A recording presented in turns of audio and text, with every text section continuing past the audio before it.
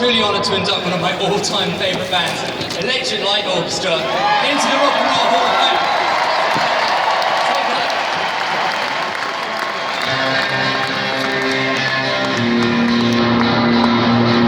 It was me, Roy Wood, Bev Richard Tandy. We were sort of fed up with playing the usual style of rock and roll. You had 3 guitars, bass, you know. And so we said, let's bring the strings into the scene. I was messing about and I was playing all these Jimi Hendrix riffs on the cello, you know, and it sounded great. Jeff said, oh, I like the sound of that. And that's how ELO was born, really. We were all massive Beatle fans. A lot of music trying to emulate Strawberry Fields, Island of Walrus, like big sliding cellos and stuff. Obviously there's an influence. I heard John say, oh, it's a nice little group that. The Electric Light Orchestra, I call them son of Beatles, although they're doing things that we never did, obviously. But you know, you think, you know, you obviously want to be your own thing. So we wanted to do something different. I've been doing sessions for the Move, and then they formed ELO and asked me to join. Since then I've never looked back. When we left after about 3 months, it proved to be a big opportunity for me because I was now the sole songwriter and the producer. When you write a song in your mind, you can hear how the record should sound. When you start actually playing it and it does sound like that, it's great. It's a nice feeling to think, yeah, it really does work. I consider my music sort of more of a craft than art. It was a nicely gradual thing, really. We became huge. We owe it to the fans to do it live because everyone's here. And then gradually it built up over a few years until it got to be outrageous, you know, with the big flying saucers and all that stuff. It was impossible to recreate the sound I've got on the records with all the orchestra and the choirs. It sort of worked, I suppose, you know. Nobody ever said, oh, it didn't sound big enough.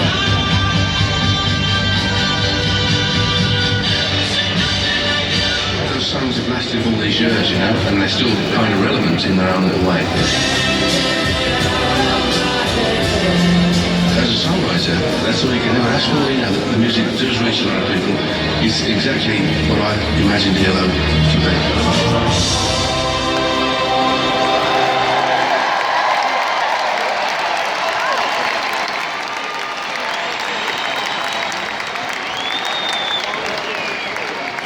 First and foremost, I cannot envision any of us being here tonight, least of all myself, without the tremendous live music of Chuck Berry. And on behalf of my family, nice one, Chuck.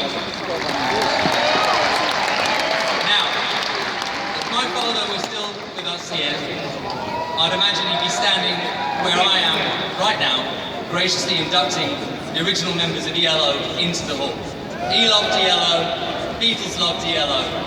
I'd like to introduce the 4 original members who'll be inducted tonight.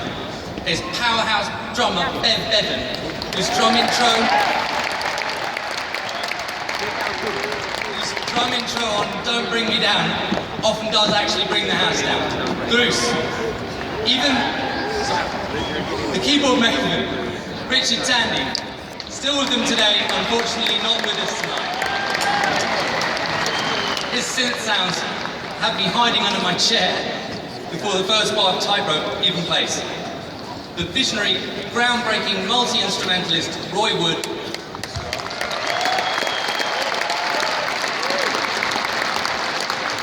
He wrote many of ELO's earliest songs. Whilst Roy's time in the band may have been shorter than the others, he'll always be an architect of ELO's DNA. Last and certainly least, just kidding. My dear pal, Jeff ELO. One of the great songwriters, producers, musical innovators of our time. A rare genius, a real-life legend, and ELO's mastermind for nearly 50 years. Jeff was one of my father's dearest friends. It was March of 1986 when I had my first close encounter of the ELO kind. My dad took me to a benefit concert in England called Heartbeat. The show was in Birmingham, where ELO formed in 1970. And the massive NEC arena was packed to the roof for a headlining set by their hometown heroes, Bev, Richard and Jeff were all there. I'm sure they remember it just like it was yesterday. This was my first big rock show. I was 7.5, and from my perspective, ELO's performance that night was less like that of a reputable rock band, more like witnessing a 21st century extraterrestrial spaceman wielding bizarre instruments. Their songs sounded like a symphony of lasers. I stood there in silent astonishment watching these guys offer a hit parade of incredible songs like Evil Woman, Telephone Line, Do Ya, Mr. Blue Sky. Right?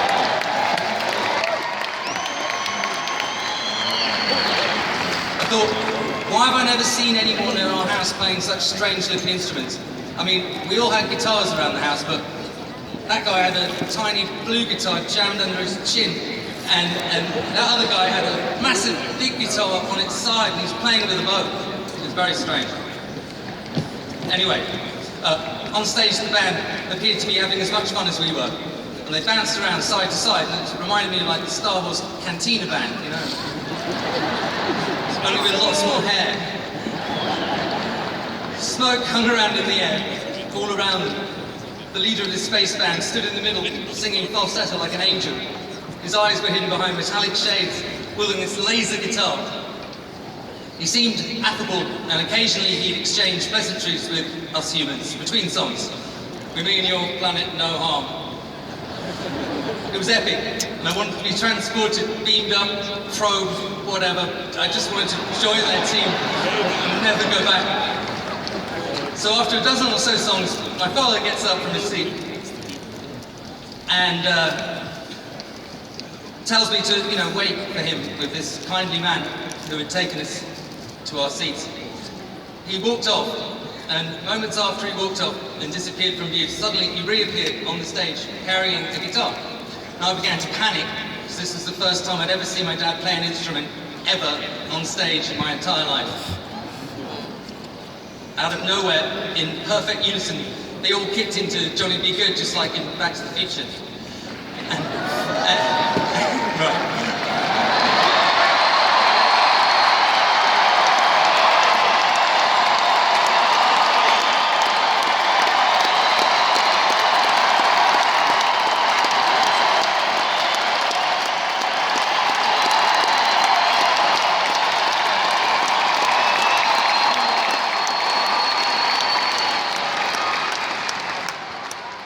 I remember thinking, what is going on?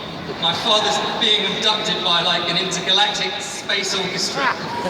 Again, ELO's taken my father and left me behind, bastards. The kindly man assured me that he'd eventually be returned to us. Sorry.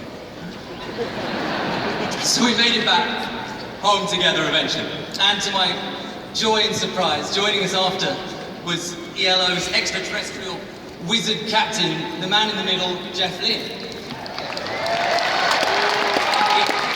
He'd come to live with us on Earth, and Jeff was soon a permanent fixture at our house.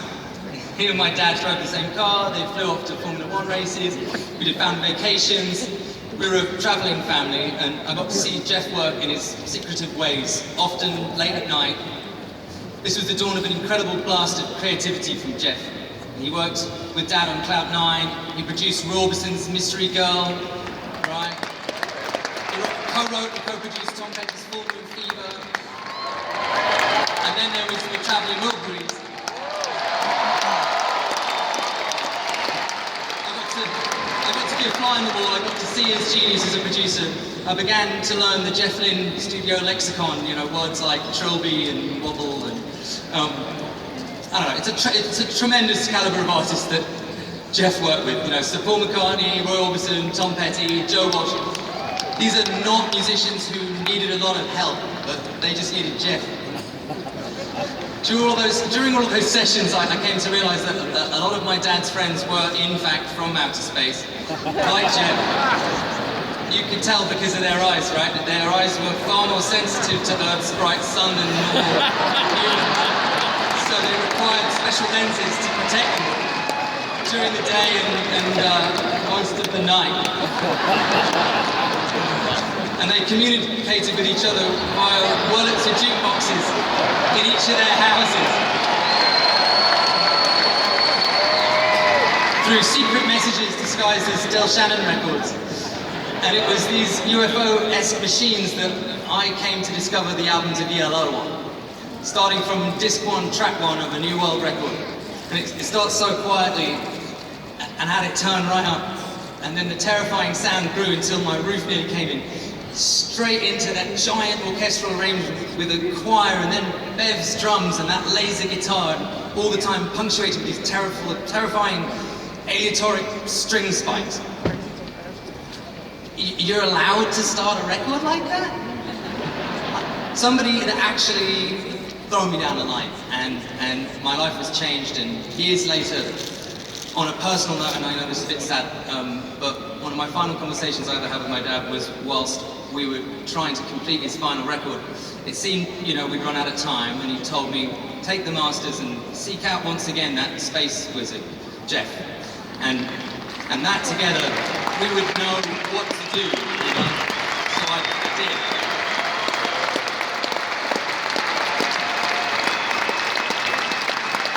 Jeff knew exactly how to cross that bridge and to finish it. And in the process, I finally learned what trilby and wobble meant. Like, yes, I actually speak fluent Jeff now. Working with Jeff was one of the most amazing times I've ever had, and seeing those beautiful blue eyes peeking over the top of those space lenses has carried me through some of the toughest musical moments in my life. And for that, I thank you.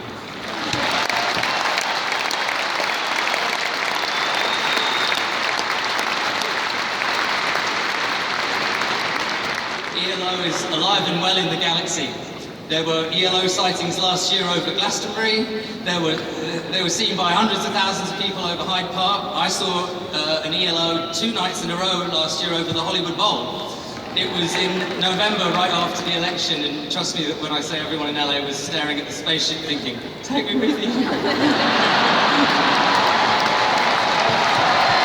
Just like when I was a kid. Saw some kids there that could have been 7-ish and a half, and more that were probably 77 and a half, all wanted to get beamed up. Jeff, thank you for bringing the spaceship back with that Mr. Blue Sky laser guitar sound. Tonight is about celebrating the beginning of the Electric Light Orchestra, the birth, that Big Bang moment in 1970 when the Move morphed into ELO, right?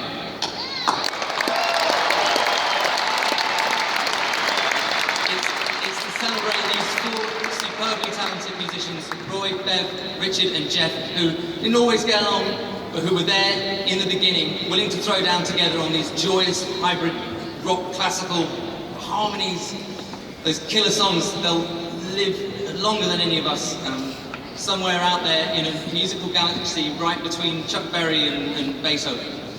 And so, it's my great honour on behalf of all the humans out there that voted for this, because on some other planetary system I'm sure they've already done this, to induct ELO into the Rock and Roll Hall of Fame.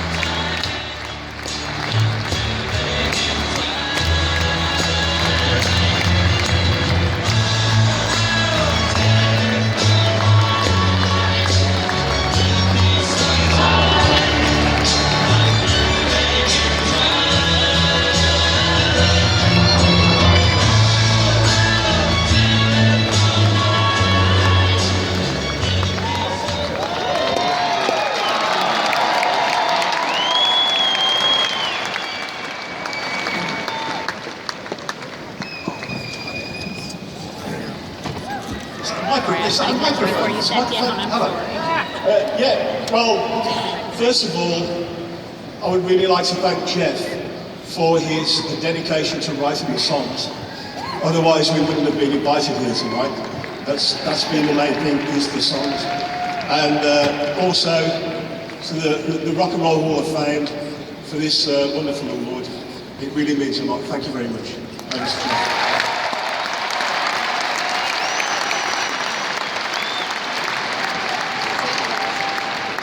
Well, thank you very much indeed. It's been a long ride, I'll tell you that. It's such a pleasure to get one of these, because I've watched lots, hundreds of people getting them all the time, and I go, oh, I wonder if I'll ever get one of them. And it's like my dad said, everything comes to him what waits. And talking to my dad, my musical education actually was, I was walking down the street one day with him when I was about 7. And in the street, there was a great big sewer pipe, about probably 10 foot long and about 4 foot high. And he said, come over here and listen to this. And he went to the sewer pipe and he went, ah, ha, ha, ha. And of course it echoed like a choir of angels. It was beautiful, and that's how I learned harmony, believe it or not. And he said, come on, you have a go. And because I was 7, so I went, ha, ha, ha, ha. And it was so fantastic. I went, God, is that all you have to do? And that's a chord. And that is a chord, and I thought, I could do a chord. I could do one.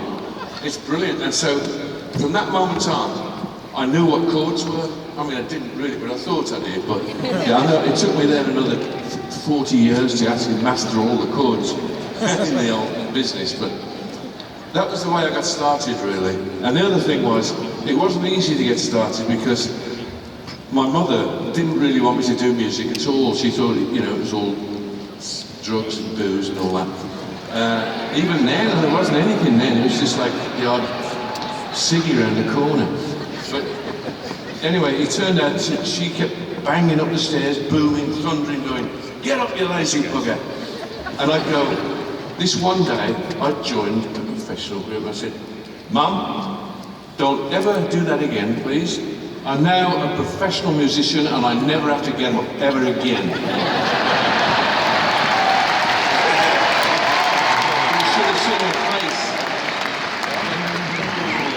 Anyway, she got used to it about 30 years in and was pleased with some of my music. So thank you all very much for enjoying my music. And thank you, Dhani.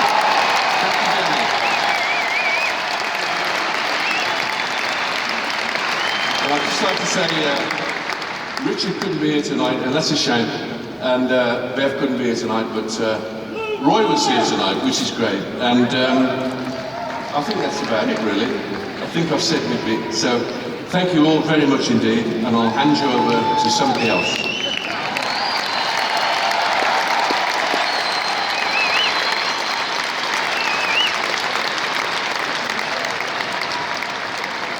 My name is Joan Wise. Sometime